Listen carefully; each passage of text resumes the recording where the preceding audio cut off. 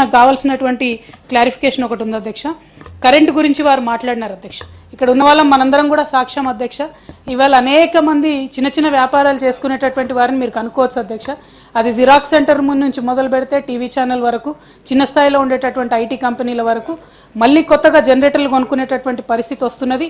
వాస్తవమా కాదా అది ప్రజలకు తెలుసు అధ్యక్ష. అబద్ధాలు ఆడితే దాగేటటువంటిది కాదు. ఇంకొకటి ఎస్పీడీసీఎల్ అధికారుల సంగతి కూడా వారు మాట్లాడుతూ చెప్పినారు అధ్యక్ష.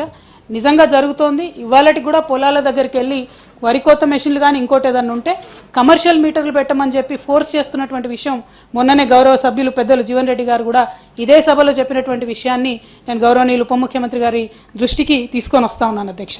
అదేవిధంగా అధ్యక్ష వారు మాట్లాడుతూ మన 10 ఏళ్లు సాగినటువంటి పాలనను సత్యం కంప్యూటర్స్తో పోల్చినారు అధ్యక్ష.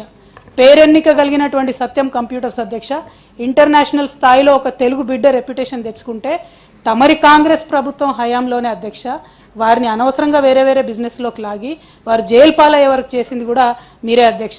కాకపోతే కేసీఆర్ గారి పాలనలో అటువంటివి ఏం జరగలేదు అధ్యక్ష.